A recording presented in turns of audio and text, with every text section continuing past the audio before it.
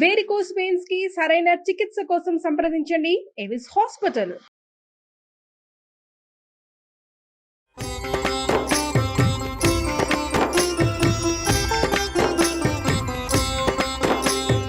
నమస్కారం. విష్ణు పురాణం 21వ రోజు భాగంలోకి వచ్చాం మనం. అయితే ఈ శ్వేతద్వీపవాసిగా ఉన్నటువంటి విష్ణుమూర్తిని దర్శించడానికి బ్రహ్మాది దేవతలు మునులని గంధర్వులని వెంబడబెట్టుకుని భూదేవితో సహా అక్కడికి వెళ్ళారు. ఆ ద్వీపంలోట నరసింహ రూపుడై ఉన్నటువంటి గరుడ వాహనుణ్ణి దర్శించి అనేకానేక నమస్కారాలు చేసి ఇట్లా స్తుతించారట. చంద్రశేఖర సంస్థుత నమస్తే చంద్రార్కులోచన చంద్రశైలధర పీతాంబర కమలాక్ష కమలామనోహర కమలవాస కమలనాభ ధరణీధర గరుడవాహన దశకంఠ సంహార దశతత్వబోధక మదనజనక కరుణతో మమ్మల్ని కాపాడు, కటాక్షించు. ఇదిగో భూదేవి దుర్మదాంధులైనటువంటి రాక్షసుల బరువుని మోయలేక వంగి కుంగి బాధపడుతోంది. ఆ బరువును పోగొట్టి ఈ దేవికి సుఖస్థితిని కలిగించు అని పరిపరి విధాలుగా విన్నవించగా విష్ణువు బ్రహ్మను ఆదరంగా మన్నించి భూదేవిని ఓదార్చి, నువ్వు చింతించకు, నీకు కలిగిన బాధని నేను పోగొడతాను అని అభయరూపంగా ఓరడించారట. తన శరీరం నుంచి నల్లని తెల్లని 2 రోమాలను తీసి, ఇదిగో ఈ 2 నా అంశతోటి 2 పురుషమూర్తులుగా ధరలో అవతరిస్తాయి, దుష్ట శిక్షణ శిష్టరక్షణ చేస్తాయి, దాంతో భూభారం పోతుంది. ఇంద్రాది సురలు తమ తమ అంశాలతోటి ఈలలో సూర్యచంద్ర వంశాలలో క్షత్రియవరులుగా పుట్టి యుద్ధాలలో ధర్మ విరోధులైన పగవారిని మట్టుపెట్టి ధర్మోద్ధరణ చేస్తారు. నా భక్తులై సుఖంగా వర్ధిల్లుతారు. నేను ఇళ్లలో వసుదేవుని ఇల్లాలనైన దేవకికి 8వ గర్భాన కుమారుణ్ణై జన్మిస్తాను. నా పేరు కృష్ణుడు. నా పనిగా భూభారాన్ని తీరుస్తాను. కంసాదులను రూపుమాపి లోకానికి క్షేమం కలిగిస్తాను అని అభయం ఇచ్చాడు. దాంతో ఇంద్రాదులు బ్రహ్మమాట మీద మేరు పర్వతం దగ్గరికి వెళ్ళి కార్యాచరణ ఆలోచిస్తున్నారు. ఇప్పుడు మనం ఏం చేయాలి అని వాళ్ళంతా ఆలోచిస్తున్నారు. భూదేవి నా బరువు తగ్గిపోయింది ముందేనని ఆవిడ సంతోషంగా ఉందట. అయితే ఇట్లాంటి ఒక వృత్తాంతం జరిగిందని నారదుడు కలహాసనుడుగా బిరుదు పొందిన వాడైన వాడు ఆయన ఏం చేశాడు, ఈ విషయం అంతా కంసుడికి చెప్పి వెళ్ళిపోయాడు. కంసుడికి తెలియజేశాట. దేవతలంతా ఒక మీటింగ్ పెట్టుకున్నారు. వాళ్ళంతా ఇట్లా ఆలోచిస్తున్నారు. విష్ణుమూర్తి భూమి మీద పుట్టబోతున్నాడు. ఆ పుట్టబోయేవాడు ఎక్కడో పుట్టడు, ఈ దేవికి మీ చెల్లెలకే పుట్టబోతున్నాడని ఈ వివరం అంతా చక్కగా తూచా తప్పకుండా అన్నీ అందించాడు. అందించేసరికల్లా ఈ వెంటనే కంసుడు చింతకి చితికి మతిపోయిన వాడిలాగా ప్రవర్తిస్తూ ఈ దేవకి వసుదేవుల్ని అంతకుముందు ఇంట్లో ఉంచాడు, ఇప్పుడు తీసుకెళ్లి కారాగారంలో పడేశాడు. ఇలా ఉండగా హిరణ్యకశిపుని కుమారులు 6 విష్ణుమాయ వల్ల వరుసగా దేవికి కన్న కొడుకులయ్యారు. మునుపు తన మాటగా తన అన్న ప్రకారమే వసుదేవుడు ఏం చేశాడు, వాళ్ళని ఒక్కొక్క పిల్లవాడు పుట్టినవాడిని పుట్టినట్టుగా తీసుకుపోయి కంసుడికి అందించేసరికల్లా ఆ దుర్మార్గుడు వాళ్ళని అట్లాగే సంహరించేశాడు. దేవకీదేవి 7వ గర్భం ధరించగా లోకమంతా ఆనందమయమైపోయింది. భూదేవికి వింత వికాసము విలాసము కలిగేయట. 14 లోకాలు తమ తాలూకు విష్ణు భక్తిని ప్రకటించేసాయట.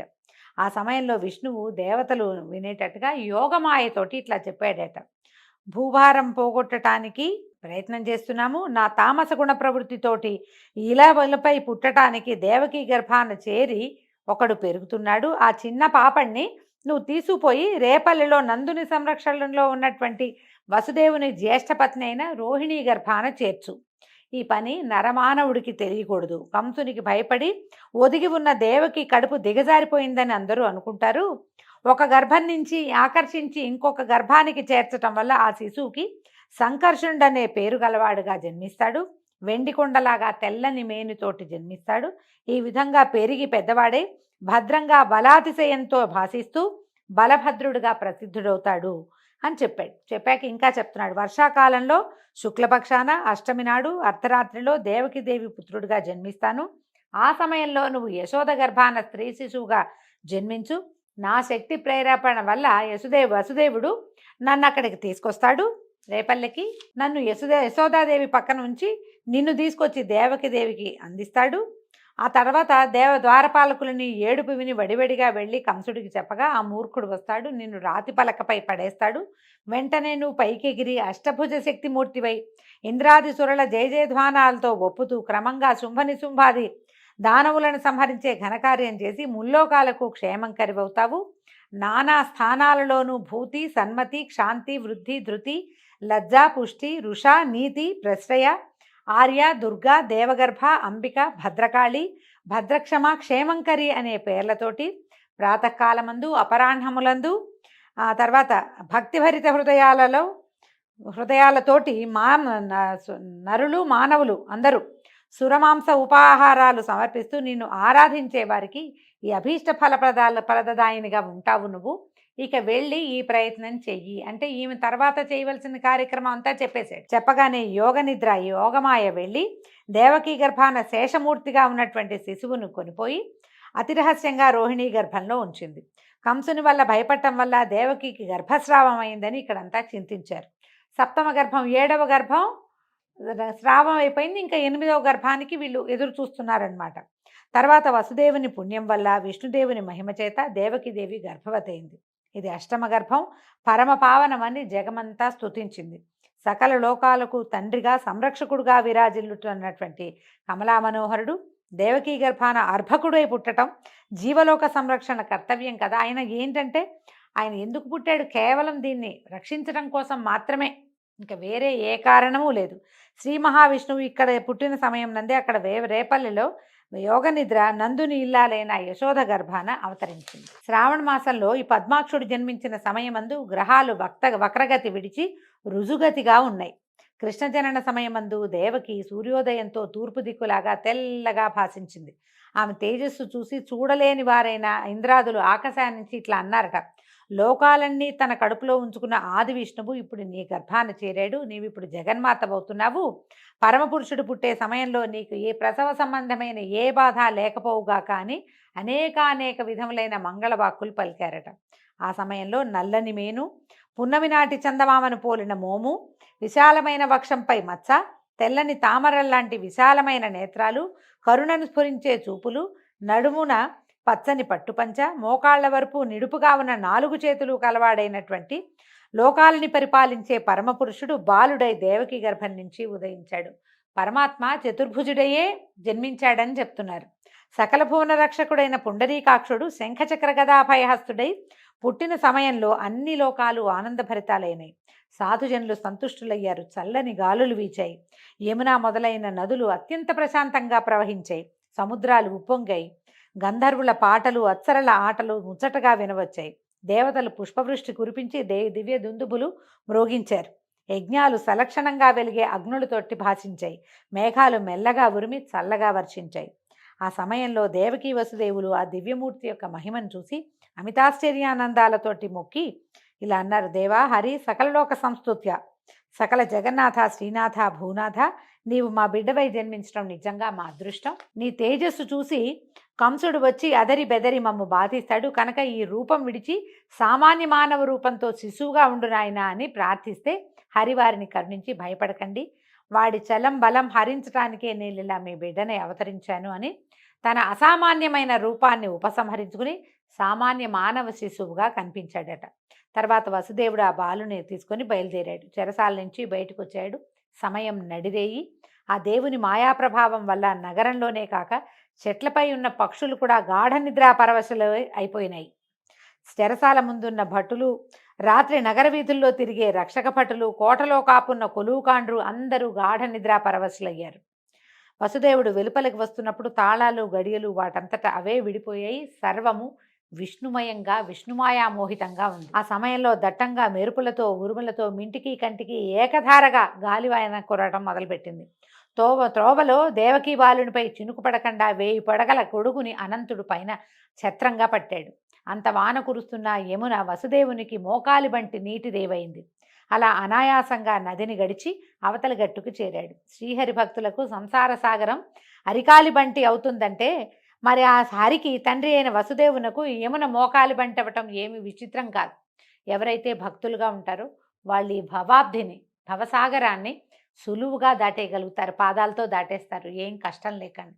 అలాంటి ప్రభువుని మోసేటువంటి తండ్రికి యమున ఎంత చిన్నదిగా అయినా ఉండుండొచ్చు. ఆ జడివానలో అంధకార బంధురమైన ప్రకృతి తోడుగా వసుదేవుడు ముందుకు వెళ్తూ యమునను దాటి స్నానాల రేవు వద్ద నందాదులను కొంచెం దూరంలో చూశాడు. వాళ్ళంతా పన్ను చెల్లించడానికి కంసుడి వద్దకు వెళ్తున్నాడట. తన సమాచారం వారికి చెప్పడం ఆ సమయంలో తగదని చూసి చూడనట్టుగా చాటుమాటుగా నడిచి రేపల్లెలోకి ప్రవేశించాడు. నందుడు నగరంలో లేడు. వాళ్ళంతా తెల్లవారుజామునే లేచి రాత్రి లేచి నడిచి మధురా నగరానికి వస్తున్నారనమాట. అలాగే నందుని మందిరానికి వెళ్ళాడు. ఆ సమయంలో దుర్భరమైన ప్రసవ వేదనతో యోగ నిద్రా మహిమ చేత మైమరచి తనకు పుత్రికా జననమైందనే విషయం కూడా తెలియక యశోద నిద్రాముద్రితంగా ఉంది. వసుదేవుడు మెల్లమెల్లగా లోనికి నడిచి వెళ్ళి ఆ ఆడబిడ్డను తీసుకుని తన కుమారుని అక్కడ ఉంచి వెలపలకు వచ్చాడు. రేపల్లెలో ఆ చీకటి రేయిని తెలివిగా ఉందనిలేం. ఆ చీకటి రేపల్లెలో ఎవ్వరూ తెలివిగా లేరు. రేపల్లంతా నిద్ర ముద్రలోనే ఉంది. నేను నందుని ఇంట్లో నుంచి శిశువుని ఉంచి బయటికి వచ్చిన వసుదేవుడు వెనుదిరిగి మళ్ళీ యమునను దాటి చెరసాలలో ప్రవేశించాడు. శాలలో ప్రవేశించంగానే చెరసాలలోకి వెళ్ళగానే ఈ కుమార్తెకే ఉమ్మని ఏడ్చిందట చంటిబిడ్డ. అంతలో కావలివారు లేచి లోపలికి వచ్చి చూశారు. బిరబిరా కంసుని వద్దకు పోయి దేవకీదేవి ప్రసవించినట్లు చెప్పారు. ఆ మాట విని కంసుడు నిప్పు తొక్కినట్టుగా ఉరికి వచ్చి గండు పిల్లిలాగా పురిటింట్లో దూరాడట. లోపలికి వచ్చేసాడు. పురిటింట్లోకి సాధారణంగా పురుషులు రాకూడదన్న నియమం ఉంటుంది. ఈయన పురిట్లోంచే పసిబిడ్డల్ని చంపటం మొదలుపెట్టాడు. ఈ ఆఖరి శిశువు, ఈ అష్టమ గర్భం తన ప్రాణాలకి హాని కలిగిస్తుందని తెలిసి ఇంకా వసుదేవుడే శిశువుని తెచ్చిచ్చేదాకా ఆగలేదట కంసుడు.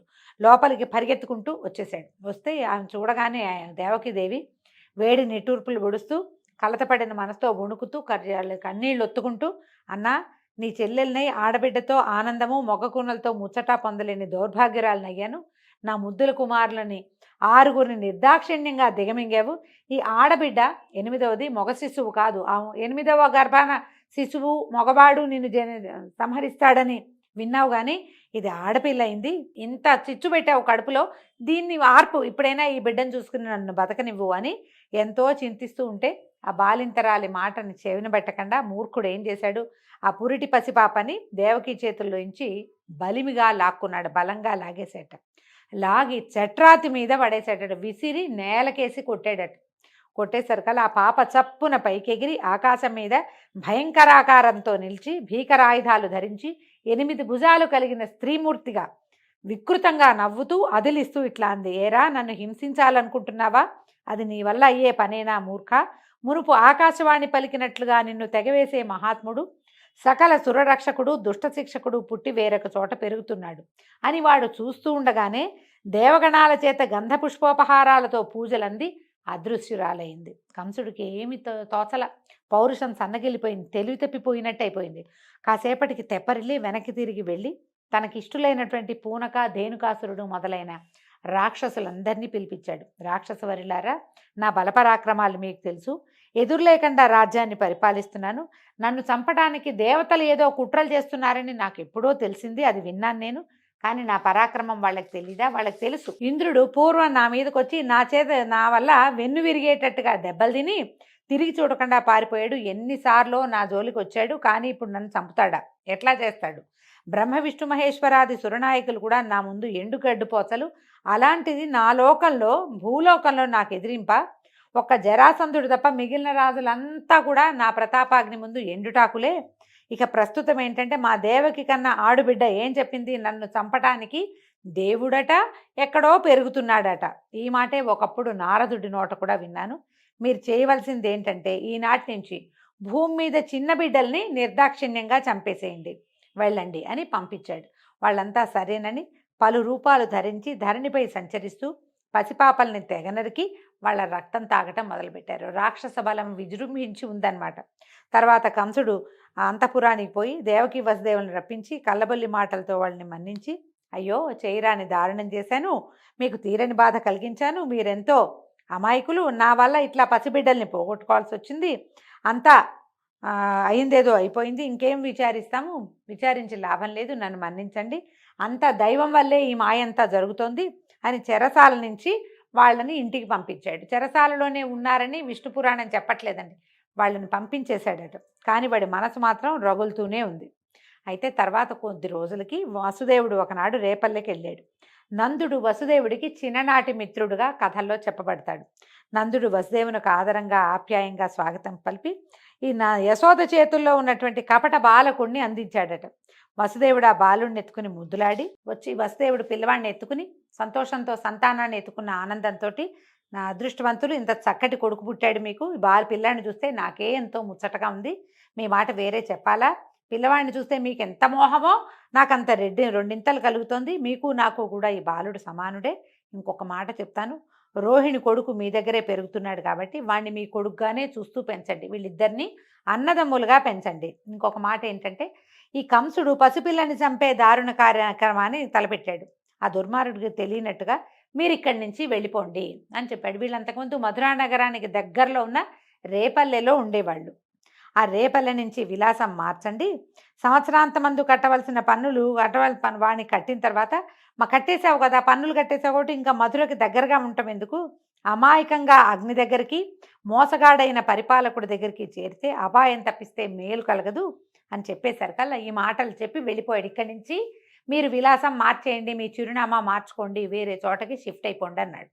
అనగానే వీళ్ళు కూడా ఆలోచించి ఏం చేశారు, పిల్లల్ని తీసుకుని పశువులకు తమకు ఆహారము నీరు ఉన్న చోటకి తరలి వెళ్ళిపోయారు, బృందావనానికి వెళ్ళారు.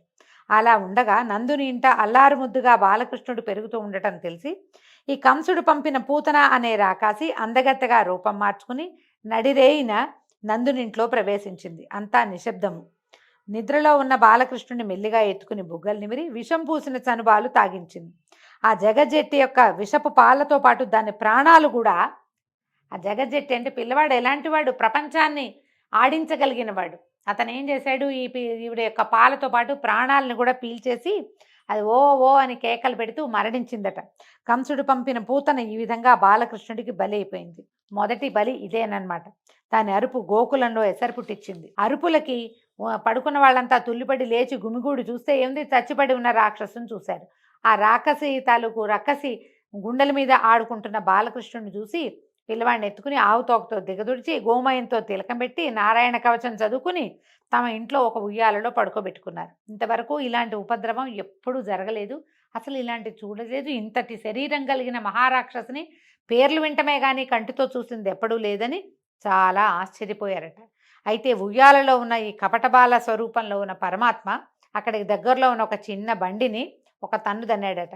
దాంట్లో యశోద భద్రపరిచి ఉన్న పాలు, పెరుగు, వెన్న, నెయ్యి, ఇంటికి కావలసిన పదార్థాలు ఉన్న పాత్రలన్నీ కింద పడిపోయేసరికి చూసినటువంటి గొల్లల పిల్లలంతా వచ్చి ఈ గోపాలకుల పిల్లలు యశోదకి చెప్పేసరికల్లా వాటన్నిటిని జాగ్రత్తగా తీసి పాత్రల్లో వేసి దధి పుష్పాక్షతాల్లో ఆ బండిని పూజించి బాలకృష్ణుడిని చూసి అలిగిందట. అయితే గోపకాంతలంతా అన్నారట, అమ్మ యశోద, నీ పిల్లవాడు, చిన్న పిల్లవాడు నిన్న కొండంత రాక్షసుని చంపాడు, ఈ ఇంట్లో సామాన్ల బండిని విరగదన్నాడు, వీడి కాలు తగిలి విరిగిపోయింది, అది వీడు ఇలాగే పెద్దవాడైతే ఎందరి కొంపలకు నిప్పు పెడతాడోనమ్మా అని ఇలా హెచ్చరికగా ఎన్నో ముచ్చట్లు ఆడారట. పిల్లవాడు చేసే ప్రతి పని విచిత్రంగా విపరీతంగానే ఉండేది. తర్వాత వసుదేవుడు రోహిణి కుమారుడైన బలభద్రుడికి, దేవకీనందనుడైన కృష్ణుడకు నామకరణం చేయాలని సంకల్పించి కులగురు అయినటువంటి గర్గాచార్యుడిని ఆహ్వానించి విషయం చెప్పి గోకులానికి పంపించాడు. గర్గుడు నందుని మందిరానికి వెళ్ళాడు. తనంతట తాను చూడ్డానికి వచ్చినట్టుగా చెప్పాడు. యశోదానందులతోటి కాసేపు కబుర్లు చెప్పి తర్వాత ఎవ్వరికీ తెలియకుండా రోహిణీ నందనునకు రాముడని, దేవకీ కుమారునకు కృష్ణుడని నామకరణం చేసి వెళ్ళిపోయాడు. అయితే రామకృష్ణులు నలుపు తెలుపు శరీరాలతో శోభాయమాన మూర్తులై యశోదానందుల పెంపకంలో గారాభంగా పెరుగుతూ ఉన్నారు. బాలకృష్ణుడు క్రమంగా పాకటము, కూర్చోటము, తల్లి చేయి పెట్టుకుని తేలికగా అడుగులు వేయటము, ఎండిన ఆవుపేడ శరీరానికి పట్టించుకుని లేగలతో వీధుల్లో పరిగెత్తటము, ఆ దూడల తోకలు పట్టుకుని అవి పరిగెత్తకుండా నిలబెట్టటము, ఇలాంటి చేష్టలతోటి అన్నను కూడా కలుపుకొని చిల్లర మల్లరగా నడవటం మొదలుపెట్టాడు. అంతకంతకీ పెంకె చేష్టలు పెరిగాయి. ఇరుగు పొరుగు ఇళ్లలో దూరి ఆ ఇళ్లాళ్లకు కనపడకుండా వాళ్ళు ఉట్టిపై పెట్టిన పాలు వెన్న ఆరగిస్తూ, దగ్గరికి వచ్చిన చిన్న చిన్న పిల్లల మూతులకు రాసి పెరటిదారిన పారిపోతూ, మరికొందరి ఇళ్లలో మరుగుతున్న కుండల్ని కవ్వంతోటి పగలగొట్టి పారిపోవటం, అటు ఇటుగా ఉన్న వాళ్ళు జవరాండ్రు దగ్గరికి రాగానే తుర్రున్న తూనీగలాగా ఎగిరి గంతులు వేసి తల్లి వద్దకు వచ్చి ఏమీ ఎరగనట్టుగా ఆమె అడ్డాలలో కూర్చుని ముద్దులు కూడవటము, ఇట్లా బాలగోపాలుని శైశవ చేష్టలు అనంతంగా సాగేవి. అయితే ఒకనాడు ఇలా కృష్ణుడు తనను చూసి ఇంట్లోంచి పారిపోయేసరికల్లా చూసినటువంటి ఒక వ్రజభామిని నలుగురితో ఆలోచించి వచ్చి యశోదాదేవిని, ఏమిటమ్మా ఇలాంటి కొడుకుని కన్నావు, మా ఇళ్లల్లో జ్వరపడుతున్నాడు, మీ ఇంట్లో వెన్న లేదా, మా ఇంట్లో ఉన్న వెన్న అంతా తినేయటము, విరజిమ్మేయటం, ఇంత అల్లరా, ఇంత చిన్నపిల్లలు ఎవరైనా ఇంతంత అల్లరి చేస్తారా, మమ్మల్ని ఇంట్లో శాంతి లేకుండా చేస్తున్నాడు, అసలు ఎన్ని దుడుకు చేష్టలో, మీరేమో మా కులానికి పెద్దవాళ్ళు, అతని భార్యకి నీ కొడుక్కి నీకేం చెప్పగలం మేము, మీ అబ్బాయి మంచివాడు కాదండి అని ఈ వెన్నపు అతని వేళ్ల ముద్రలు ఉన్నవన్నీ గిన్నెలు పట్టుకొచ్చారట. ఈ వెన్న ముద్రలు పట్టుకునే చేతితోటి బిందెలు పట్టుకుంటే వాటి మీద చేతి ముద్ర పడుతుంది కదా! ఈవిడ ఏం చేసింది, ఆ ముద్రలు బిందెల మీద ఉన్నవి, బుంగల మీద ఉన్నవి అన్నీ పోల్చి చూసి కేకలేసింది కుమారుడిని. మన ఇంట్లో ఇన్ని సమృద్ధిగా పదార్థాలుంటే నువ్వు ఇతరుల ఇళ్లల్లోకి ఎందుకెళ్తావు? ఇలాంటి పనులు చేయొచ్చా? ఇంట్లో ఉన్నట్టే ఉండి ఇలాంటి పనులు చేస్తావేమిట్రా నాయనా అని ఆవిడ కుమారుణ్ణి పరిపరి విధాలుగా కేకలు వేసి నచ్చజెప్పడానికి ప్రయత్నం చేస్తూ ఉండేది. ఈ బాల్య జ్యేష్ఠలతోటి ఈ గోకులాన్ని అంతటినీ ఒక కొలిక్కి తీసుకొస్తున్నటువంటి కృష్ణ చేష్టలతోటి ఈరోజు భాగం సమాప్తం అండి. మరిన్ని కృష్ణ లీలలతోటి రేపు ఉదయం కలుసుకుందాము. నమస్కారం.